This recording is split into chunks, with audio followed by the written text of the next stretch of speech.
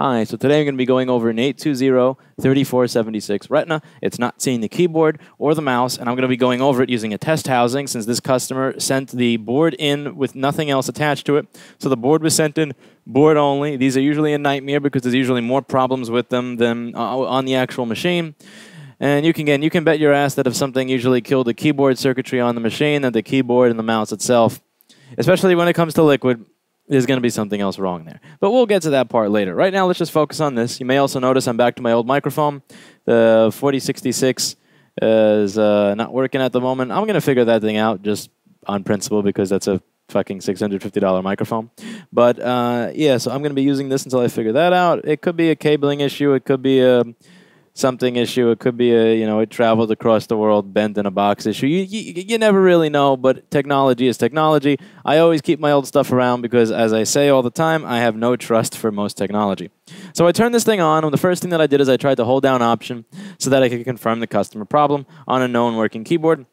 This is a test housing. This is one of my own machines. It's a little beat up, so I can't really get much out of it if I try to sell it or use it on a customer. So as a result, I just use it for testing these when they come in board only.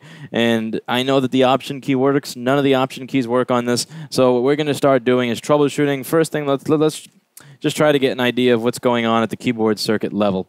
So let's just switch over to the screen capture over here, and I'm going to go to the screen capture. Where is keyboard? All right. So here we go. So the keyboard, let's go to the board view for a second. Now the keyboard is going to plug in over here at J4813. So on the board view, that's where the keyboard plugs in, is J4813. Now, let's go over to the PDF, and J4813 is actually right over here on the page. So now as you can see, in addition to this having connections between a USB controller, which is going to pick the keyboard signal up and send it to the CPU as a USB signal, we also have power rails going to the keyboard. So PP3V3S4 and also PP3V42_G3 hot over here. See those? Let me just get rid of my head because that may be in the way. I didn't want my head to be over there. I'm glad I have this open broadcaster monitor up here. So right up here where you can't see, I took this extra really crappy 1600 by 900 TN screen, Acer $80 piece of crap monitor that I was never using for anything, and I'm just using it as an open broadcaster screen. I don't need great quality. I just like being able to see what's up there. I've actually done videos where I had to wind up deleting it because I was in the microscope the whole time while I was talking, or I wanted to show you something in the microscope, but I was actually on the screen capture, and it's just nice to be able to see that in real time. Anyway, so back to here, so you can see that we have PP3V3S4 and PP3V42 going to the keyboard connector. So this is supposed to be 3.3 volts, and that's supposed to be 3.42 volts. So I'm going to go in the microscope camera right now because I don't want to short these pins. It's really easy to short these pins. And again, if you short, let's say PP3V42 to ground on a pin, you bet your ass that that pin is going to get really destroyed. And I don't want to do that to this board. This board is marked urgent by a company that sends them in for board repairs, so they send out all the spill damage ones that they can't figure out here. So let's see if we can figure this out. It is Labor Day weekend, but I do still like to try to keep fast turnaround if what you have sent me is not a clusterfuck. So let's see. So on this pin over here where I'm supposed to get 3.3, I get 2.2. And over here where I'm supposed to get 3.42, I get... Actually, 3.42 is on pin 4 on the other side. So let's go over here. So 3.42 is going to be 1, 2, 3. See, these people, whoever designed this board, I mean, I hate a lot of things about it, but see how they have these little nooks? It actually gives me space to put my multimeter when I'm measuring for power rails. Which you got to admit is pretty cool.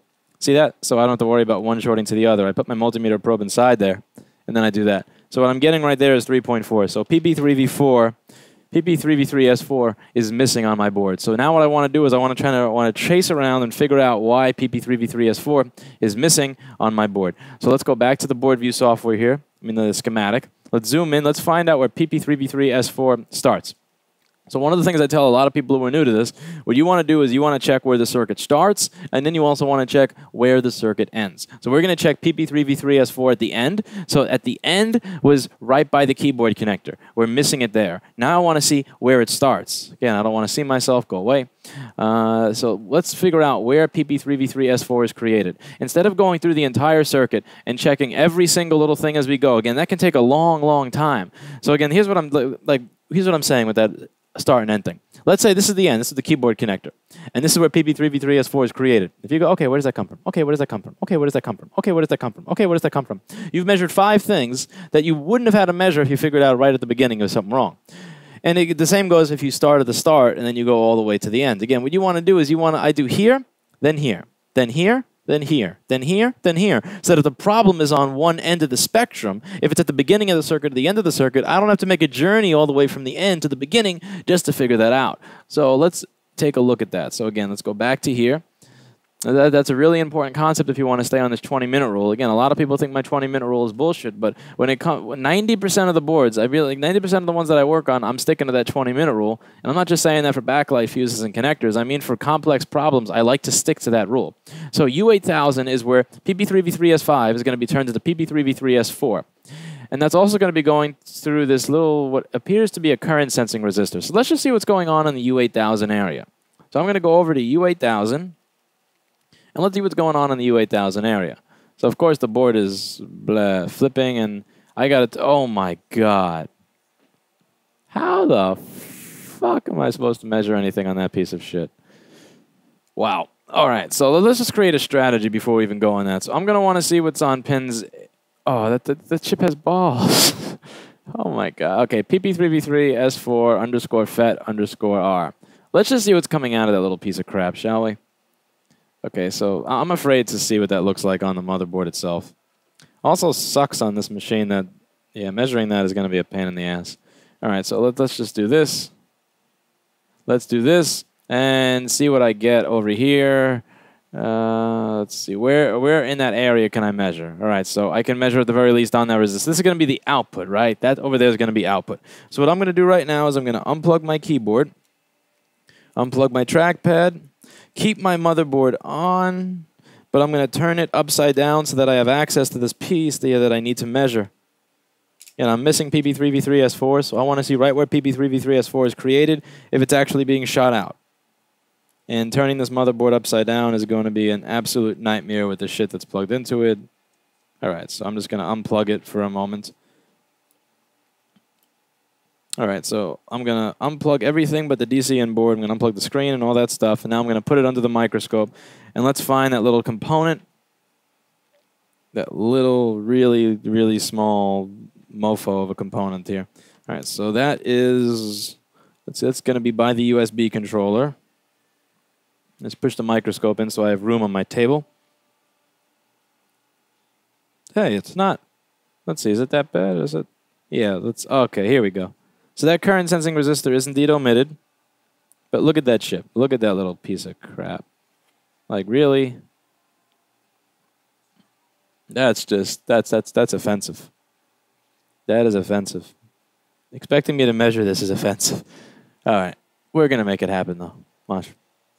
So I'm going to stretch my charger cable over since I turned the machine around. Let's plug this in and see what I get on the output right over there. So I want to see what I'm getting on output. So I get my multimeter in voltage mode. I'm going to take the black probe and I'm going to put it on a screw hole, and then I'm going to take the red probe and I'm going to put it on that point that it showed me on the board view software. So again, see right over here? It's showing me that this right over here, this is where I want to be measuring. So this is my chip. This is where output is. And over here are points where I can actually measure on the board what's going on. So I'm going to get that in view. I got my multimeter. All right, so what do you guys think I'm going to get at this point? Let's see. So I have 2.4 volts coming out of this. Now what I want to see is what I have going into it. I have 3.3 going into it. So I have 3.3 going into this chip, but I have 2.4 going out of it. And now what I want to see is I want to see if the enable signal is there. Is it actually being told to turn on? Most likely is. So S4 power enable. So I want to see where S4 power enable is going to show up, and I pray that there's a probe point somewhere by there, because it would really suck if there weren't. Okay, let's see. So probe points, tell me you put a probe point by there because you made a little... and here's what kills me. Here's what really gets to me with this design. I totally get if like your board is just so heavily populated, you don't got room that you need to use these small components, right? Look at this shit. Look, what? Are you telling me you don't have fucking space for this? Look at this. Look. How about, like, you have to get a chip that's this small that you can't measure anything around it. It has, I get BGA for saving space, right? But what about this? What about this? What about the rest of the fucking board? How about, like, why? Why would you do this? This is such bullshit. Anyway, so we're done complaining. Now, there's nowhere convenient where I can measure that, and honestly, by the time I find a place where I can measure that, I could have actually replaced the component. So again, this is all about time. So usually I'm telling you to do certain things to save yourself the time, hassle, and misery of wasting time, and here I'm going to save myself some time, hassle, and misery by just replacing that. Again, like the amount of time it's going to take me to find the point, I could just simply replace that chip. Unless it so happens that that chip has been stolen from every one of my motherboards. And the thing is, I've never used that chip, which means it was stolen by other people. This pisses me off, because it's like, I get if I was the one who stole it, but I wasn't the one who stole it. I bought these boards thinking that I'd be able to grab everything off of them but the CPU and the PCH. And it's one thing if one of them, it's one thing if even two of them are missing that thing, but fucking three of them?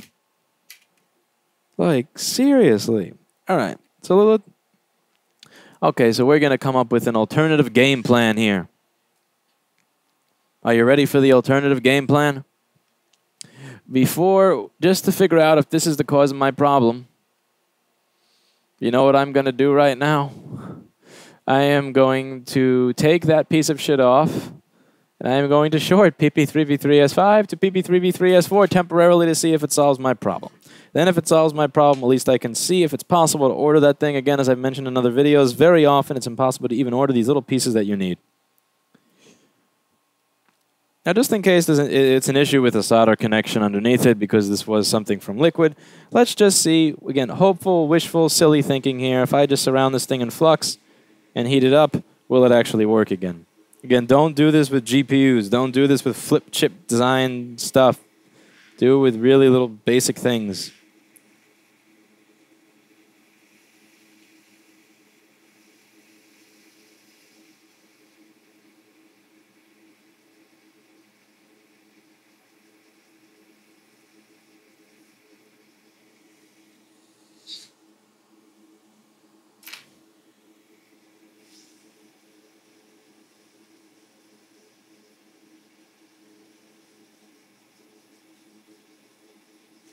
Right, a little BGA piece of shit moved around a little bit. So let's see what happens when I turn the thing back on. And for all you know, it just had a corrosion under some ball or something. It's okay, little chip. Good little chip. All right. Let's turn this thing back on and see what's going on. Again, we have 3.3 volts going into the chip, which is what I expect. And we have 2.4 volts going out of the chip, which is not what I expect. I expect 3.3 to go out because 3.3 is going in.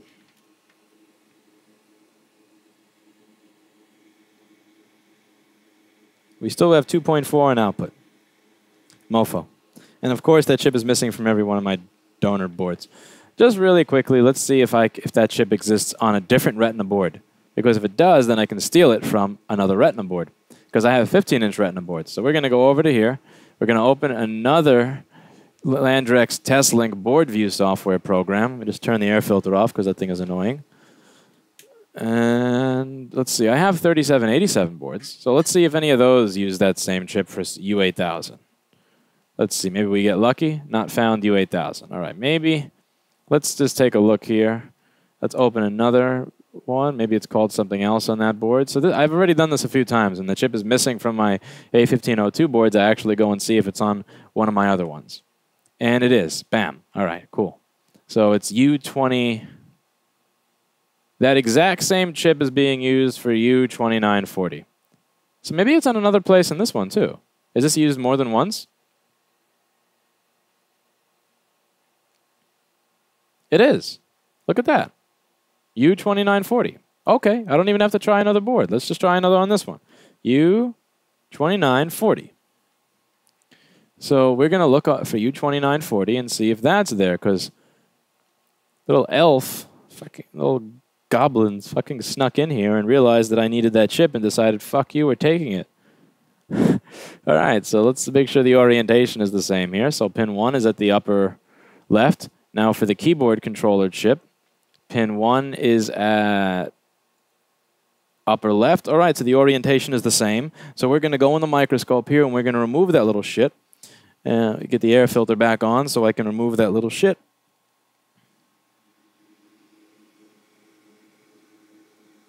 Get you nice and focused in the microscope here so I can see what I'm doing. Alrighty. These are not good tweezers, but this is not something where I care. Mofo. Alright, you're gone. Mofo. Gone. Alright, so now I'm gonna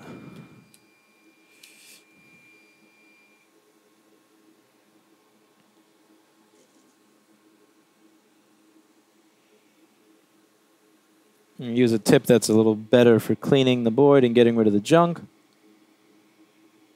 So well, let's make that residual lead-free solder go away. Okay, get some nice flux. A nice ball of lead solder in there, and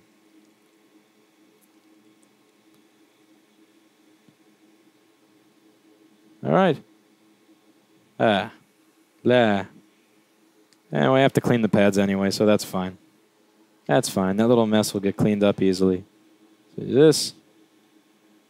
Good wick, a little bit of this, a little bit of this, a little bit of some more heat. And look, it's like the mess never happened in just a few seconds.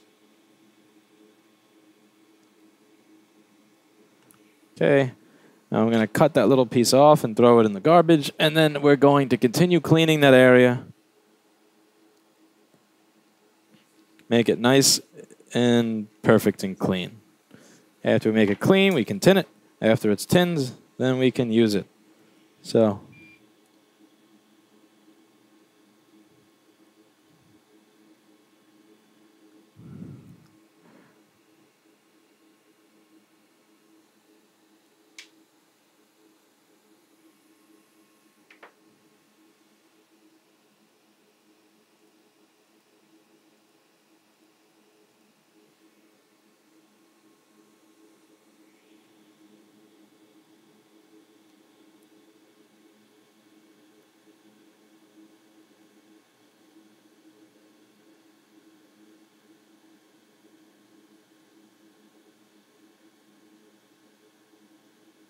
be gentle, but make sure you you get everything. But be gentle. All right. Keep it nice and gentle.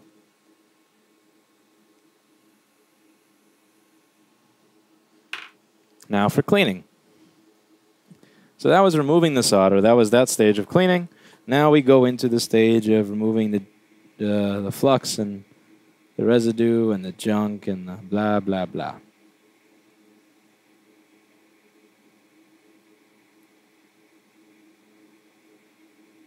And a little fiber decided that it was going to make its way to the board. We're going to sell that fiber at GTFO. See the little fiber? Now you don't. You're not a fiber. All right. So now that all the junk is gone, now we're going to tin it properly instead of being tinned nastily. So we do that. Put some flux there. Get the iron up the temperature. Let's go over those pads. And as again, I made a mess on the side. Mofo. All right.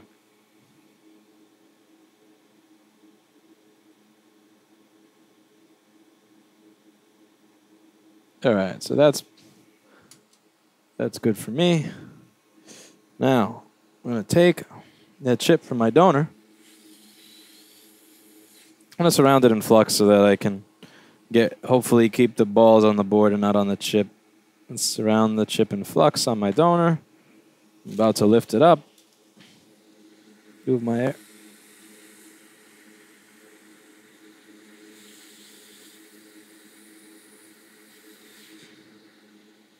Awesome. Okay. Now move my air filter back to the board that I'm working on. Move this chip back to the board that I am working on. Hope that I don't flick my tweezers, because if I do, this chip will fly into the 6th dimension to never be seen again.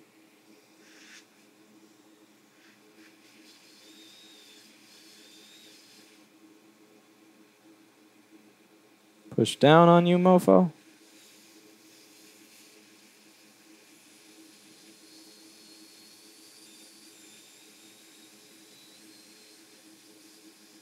Moved into place.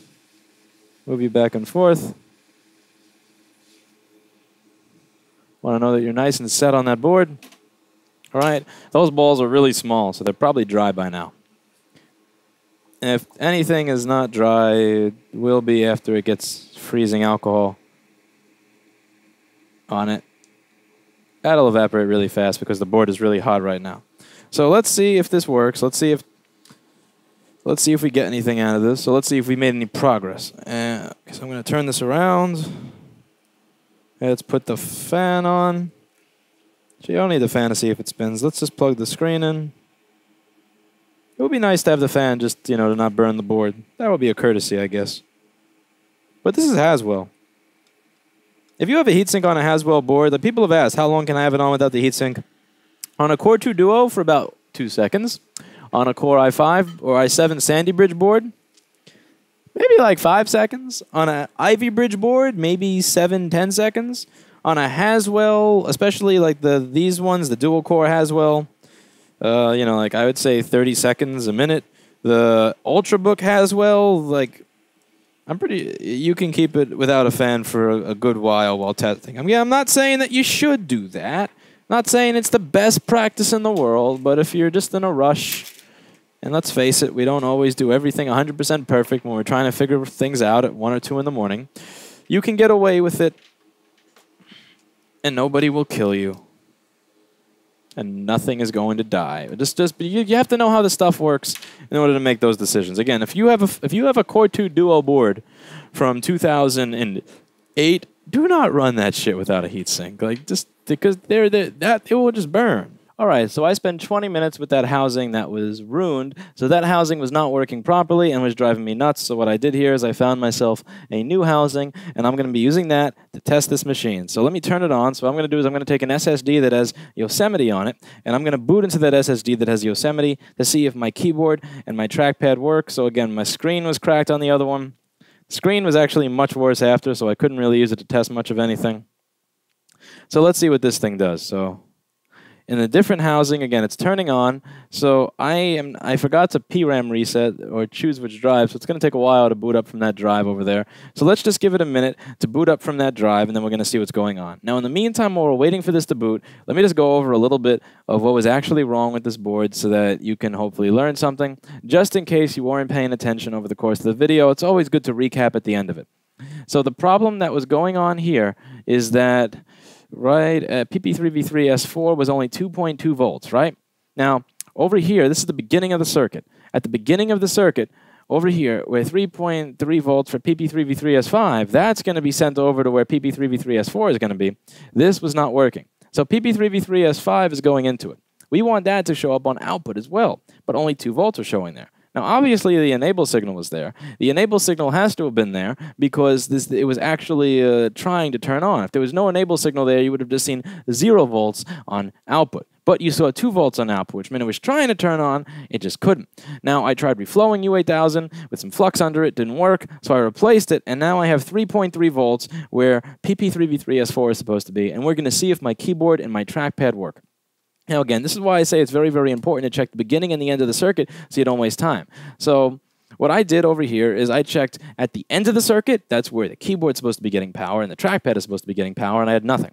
So instead of going to, let's check the resistor before that, and then the trace, and then the via, and then this, and every other point it shows up. But fuck all that shit, because that's going to waste a lot of time, and time is something that I don't have a lot of. I have a lot of stuff to fix, and I am one person. I don't have interns here. I don't have other employees that fix motherboards. I don't have a staff that fixes motherboards. It's just me, and I have a lot of stuff to do. So the way I'm going to get everything done very quickly, is I'm going to look at the beginning of the circuit and see if it's there. So instead of going, okay, the power's not here, let's see if it's here, it's not here, let's see if it's there, it's not there, let's see if it's there, and then going all the way to the beginning and wasting all that stupid time, what I did is, it's not at the end of the circuit. Let's skip all this shit.